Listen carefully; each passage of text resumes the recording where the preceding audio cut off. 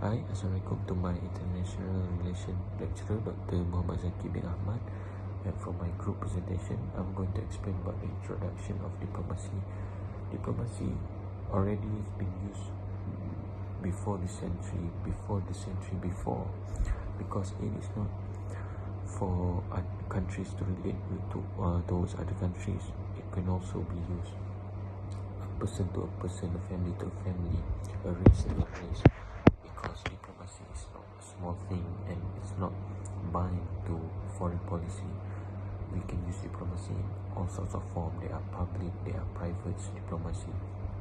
So I'm going to explain about the introduction of diplomacy that we use nowadays.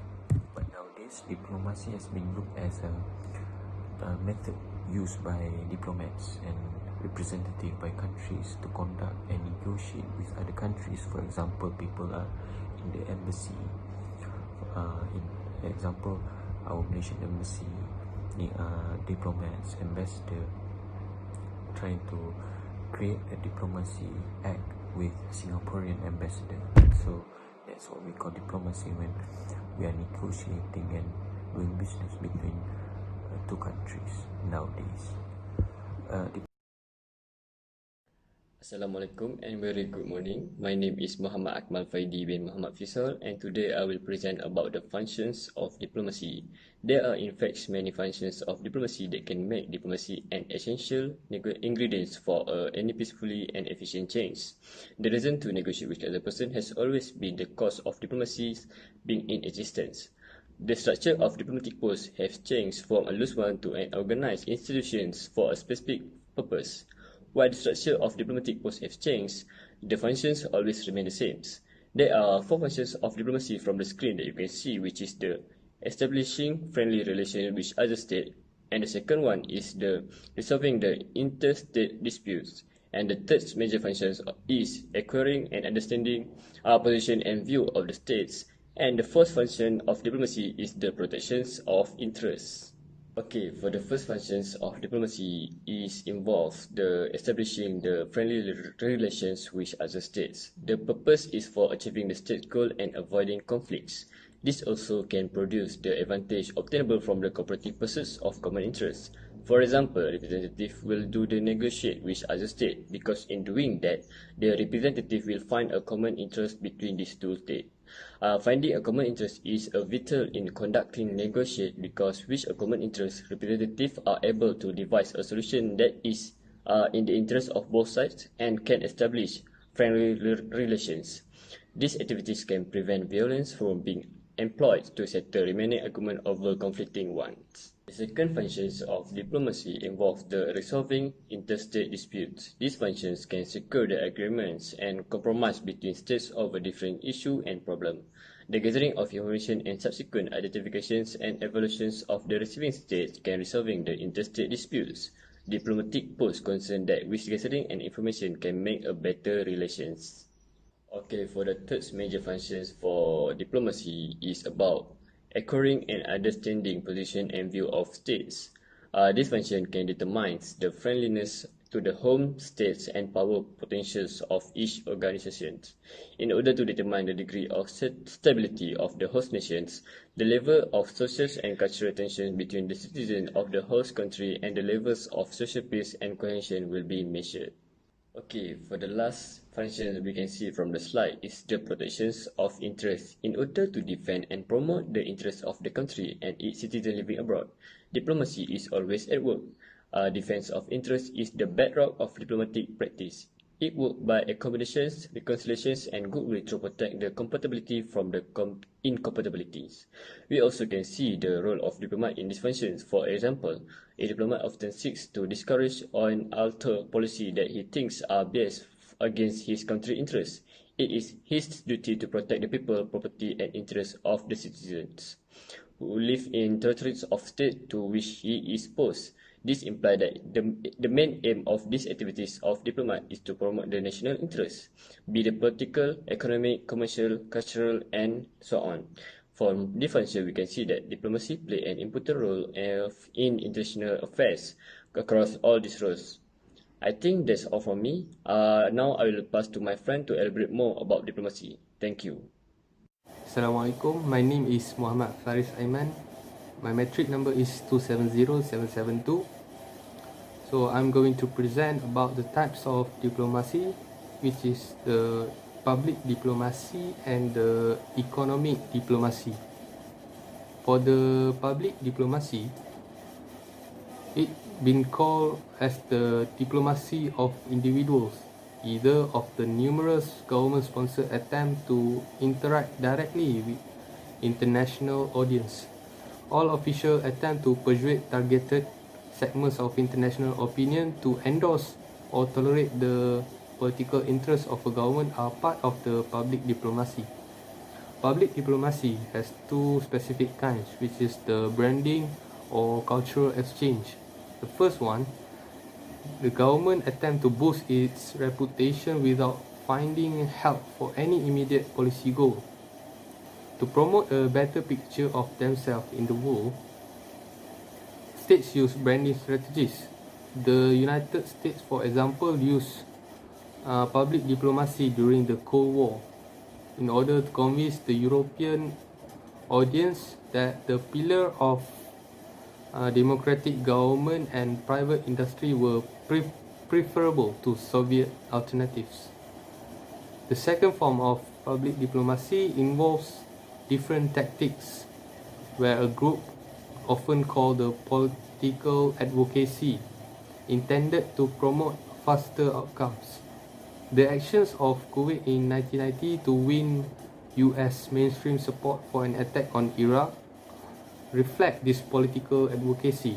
In late 1990, to persuade US voters that freedom from the tyrant of Saddam Hussein was worthwhile and morally right, Kuwait employed an American public relations agency. Americans had mixed feelings regarding interference, and Kuwait was little known to most voters. The US President George Bush at that time was worried that the public mandate to act strongly against Iraq was missing. In order to expose the extent of Saddam's brutality and win American sympathy, Kuwait, therefore, they launched a carefully planned political advocacy campaign. The next types of diplomacy is the economic diplomacy. The economic diplomacy is a diplomatic type. The use of states' full range of economic instruments to fulfill its national interests is economic diplomacy. Economic diplomacy will include all major economic activities, including policy decisions to control exports, imports, acquisitions, loans, assistance, and free trade agreements. Economic diplomacy uses economic tools in the pursuit of a specific foreign policy goal, such as incentives or sanctions. This is often referred to as economic statecraft. Statecraft economic and economic diplomacy include the use of diplomatic skills and economic instruments to promote the economic, political, and strategic objective of a government. Assalamualaikum warahmatullahi wabarakatuh. To Prof. Dr. Muhammad Zaki and fellow friends, I'm Muhammad Najmul Haikal 273052, and today I would like to explain about the type of diplomacy which are cultural diplomacy, gumboot diplomacy, and summit diplomacy. Okay, let me explain about cultural diplomacy. Cultural diplomacy as a tactic has existed for decades. The term cultural diplomacy has only recently been created. Proof of its practice can be found throughout history and has existed for centuries. Explorers, adventurers, trades, teachers, and artists can all be seen as living examples of informal ambassadors or early cultural diplomats. In fact, any person who communicates with other cultures encourages a type of cultural exchange that can take place in fields such as art, sports, literature, music, science, business, academy, and beyond the development of regular trade routes. In an increasingly globalized, interdependent environment in which the prolifer- prolifer- proliferation of mass media technology means that we all have greater access to each other than ever before. Cultural diplomacy is essential to fostering peace and prosperity in the world. Cultural diplomacy has the unique ability to influence the global public opinion and philosophy of people, communicate culture or nation while studying. Next, the gambit diplomacy. Gambit diplomacy can be broadly characterized as any aggressive diplomatic action carried out by implied or explicit use of military force. However, the term is most frequently associated with the practice of the great powers during the second half of the 19th century and the early 20th century. During this time, the construction of relatively shallow draught steel-cooled vessels, or gunboat, that were heavily armed create new opportunity for the projection of power by rival imperial power. For example, in the case of the United States, the gunboat diplomacy is possibly most closely related to Washington's political and military involvement in the Caribbean in the early decade of the 20th century. With the promulgation in 1904 of the Roosevelt corollary to the Monroe Doctrine by President Theodore Roosevelt, the use of naval force as a tool of U.S. foreign policy in the Caribbean and Latin America was specifically foregrounded. Roosevelt, who served in the Spanish-American War 1898, decided to make the United States a strong force in the Circum-Caribbean and the Pacific. And lastly, is summit diplomacy. Summit diplomacy is not a modern tool of foreign affairs, and its root can be found in the earliest diplomatic history. However, until the last century, it was a rare phenomenon. The period of high diplomacy can be seen in many political trends, including the unusual meeting of sovereigns of the medieval and early modern era, the periodic congress that began in the 17th century, and the conference of the politicians of the great power in the 19th and the first part of the 20th century. The value of summit diplomacy is that it encourages multiple types of players to collaborate to solve global problems. This is because it blends in existing diplomatic characteristics. With so many different players in place, there will be no rigor in all political debate on global issues if it's handled differently. The formation and the creation of the United Nations are also its very specialist organization, as they are permanent institutions of summit diplomacy, which led to the growth and regularization of summit diplomacy. The illustrative example of summit diplomacy is the climate change talk,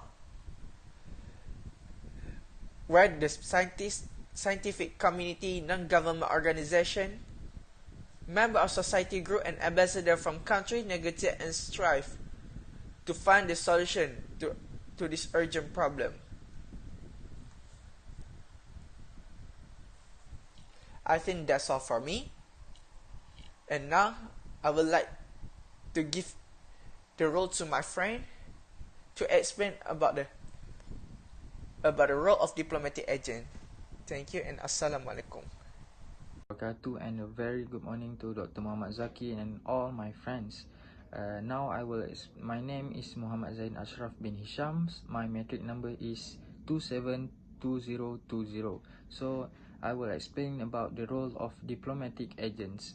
Basically, there are 4 roles for the diplomatic agents. The first one is representing the states. So as a diplomats, they will represent their home country to maintain a good relations with the host country, which they work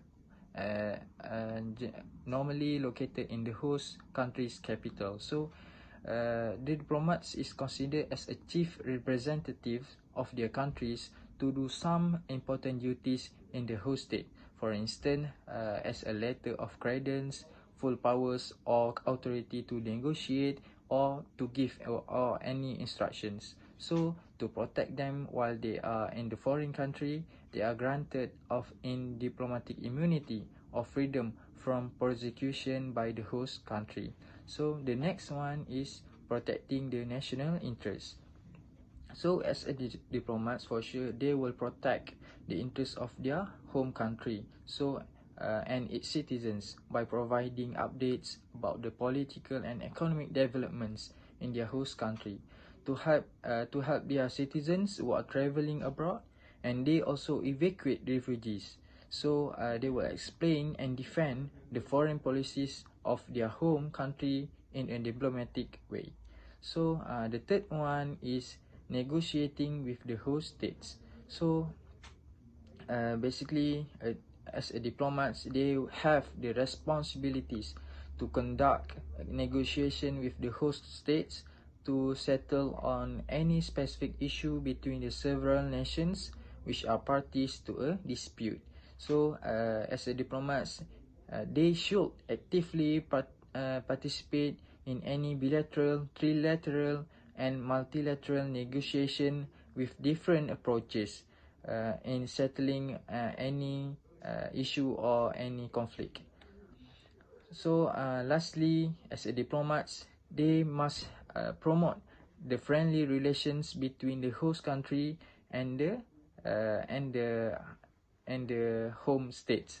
So as a diplomats, they have the responsibility for developing commercial, economic, cultural, and scientific relations between the states. So they need to negotiate with the government of the host country to discuss on any issues such as foreign aids or treaties. So this requires active contacts with all sectors of the local population, not only the officials but also the elites. For instance, promotion of various kinds of interchange between China and Japan, which involves the effort of Japan to endeavor to market interchange in various areas at governmental and personal level. So therefore, this deepening of mutual affection is very important to promote a friendly relations between the two countries. So I think that's all for the roles of diplomatic agents. I would like to invite my friends to continue the topic of. Hello Dr. Zaki and all of my friends. My name is Muhammad Dafanizar. My metric number is 266501, and here I want present conclusion of our group presentation. The main point of definition of diplomacy is the process of communication and negotiation between the actors to resolve conflict and governmental issues. Diplomacy have four functions. First is representation, second is negotiation, third is reporting, and fourth is protection of interests. There are 5 types of diplomacy. The first type is public diplomacy, second type is economic diplomacy, third type is summit diplomacy, fourth type is cultural diplomacy, and last type is gunboat diplomacy.